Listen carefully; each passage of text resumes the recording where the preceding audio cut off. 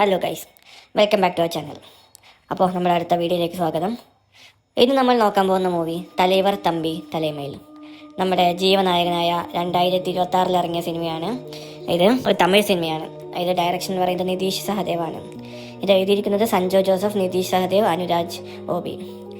അതായത് നമ്മുടെ cinema overall budget 10 കോടിയായിരുന്നു, പക്ഷേ ബോക്സ് ഓഫീസ് കളക്ഷൻ 40 കോടിയാണ്. അതായത് ഇപ്പോൾ തമിഴിൽ ഇറങ്ങുന്ന ഏകദേശം ചില സിനിമകളുണ്ട്, അതായത് സ്റ്റോറി ലൈൻ ഓക്കെ ആയിരിക്കും, അതായത് അടി പിടി വെടി ഒന്നുമില്ലാതെ നോർമലായി പോകുന്ന മൂവി.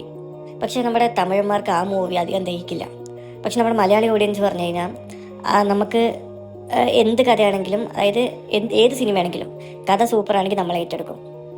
പക്ഷേ എനിക്ക് തോന്നുന്നു മലയാളി പ്രേക്ഷകരും അധികം ഈ സിനിമയെ പറ്റി കണ്ടിട്ടില്ല തോന്നുന്നു. അതുകൊണ്ടാണ് ഞാനിപ്പോൾ ഈ സിനിമയെ പറ്റി ഒരു റിവ്യൂ ഇടുന്നത്.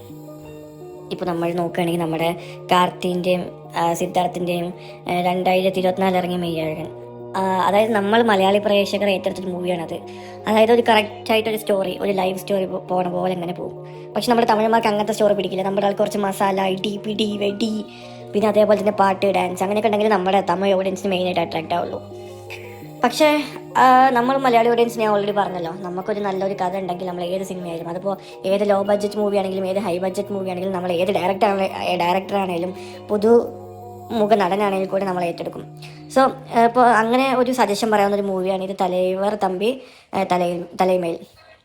സോ എല്ലാവരും ഇത് മെയിനായിട്ട് കണ്ടു നോക്കുക. ഇതിപ്പോൾ ഇതിൻ്റെ മെയിനായിട്ട് റിവ്യൂ എന്ന് പറയുകയാണെങ്കിൽ, നമ്മുടെ ജീവ ഇതിലൊരു നമ്മുടെ ഒരു പാർട്ടി പ്രവർത്തകനാണ്. അപ്പോൾ ആ ആളുടെ നാട്ടിൽ നടക്കുന്ന ഒരു പ്രശ്നം, അപ്പോൾ നമ്മുടെ നായകനായ ജീവിയാണ് എല്ലാ കാര്യങ്ങളിലും അതായത് ഹെൽപ്പ് ചെയ്യാം. അപ്പോൾ സംഭവം എന്താണെന്ന് വെച്ച് കഴിഞ്ഞാൽ, ഒരു നാട്ടിൽ മെയിനായിട്ട് ഒരു വെഡ്ഡിങ് നടക്കുകയാണ്.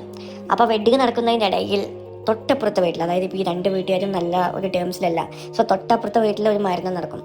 അപ്പോൾ ഈ 2 പേരുടെയും വാശി കാരണം കല്യാണവും ആളുടെ മരണത്തിൻ്റെ ചടങ്ങും ഒരേ സമയം നടത്തണം എന്ന് പറയുന്ന ഒരു വാശിയായൊരു പ്രശ്നം രൂക്ഷമാവുന്ന ടൈമിൽ നമ്മുടെ നായകനായ ജീവ അതെങ്ങനെ കൈകാര്യം ചെയ്യുന്നു, അങ്ങനത്തെ ഒരു ഫ്ലോയിലാണ് മൂവി പോകുന്നത്.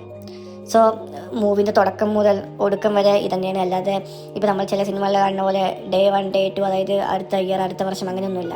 അത് ജസ്റ്റ് ഒരു ഏതാനും മണിക്കൂറുകളിൽ നടക്കുന്ന സംഭവങ്ങളാണ് നമ്മൾ ഈ സിനിമയിൽ മെയിനായിട്ട് കാണുന്നത്. നമ്മുടെ മെയിനായിട്ട് പറയുകയാണെങ്കിൽ നമുക്ക് കണ്ടുകൊണ്ടിരിക്കാം മൂവി, അല്ലാതെ ബോറിങ്ങും ഇതൊന്നുമില്ല, ഇൻട്രസ്റ്റിംഗ് ആണ്. നമുക്കും വിചാരിക്കാം ഇതെങ്ങനെ അവസാനിക്കും, അങ്ങനത്തെ ഒരു ചിന്തയിൽ നമുക്ക് പോവാം. പിന്നെ ഇതിൻ്റെ ഇടയിൽ കൂടെ നമ്മുടെ കല്യാണ ചെക്കനും പെണ്ണും നമുക്ക് ആദ്യം അവരെ കുറച്ച് ക്രിഞ്ചായി തോന്നും, പക്ഷെ അവസാനം നമുക്ക് അവരിൻ്റെ ഒരു ഇത് കാണുമ്പോൾ നമുക്കൊരു ചെറുതായിട്ട് ലൈറ്റായിട്ട് ഇമോഷണൽ ഫീലിങ്സ് വരും. കാരണം നമ്മൾ വിചാരിക്കുന്ന, അതായത് ആ പെണ്ണിനെ ചെക്കന് അത്ര ഇഷ്ടമല്ല, ജസ്റ്റ് നെയിം സേക്കിന് വേണ്ടി അങ്ങനെ. പക്ഷെ നമുക്ക് ലാസ്റ്റ് അത് അറിയാൻ പറ്റും. സോ നിങ്ങൾ ഈ മൂവി കണ്ടു നോക്കുക. അതായത് അത്യാവശ്യം കോമഡിയും അത്യാവശ്യം എല്ലാവരും നല്ലപോലെ അഭിനയവും കാഴ്ചവെച്ചൊരു മൂവിയാണ്. അപ്പോൾ അതുകൊണ്ട് ഈ മൂവി മെയിനായിട്ട് നിങ്ങൾ കണ്ട് നമ്മുടെ തമിഴ് സിനിമയെ നമ്മൾ വിജയിപ്പിക്കണം.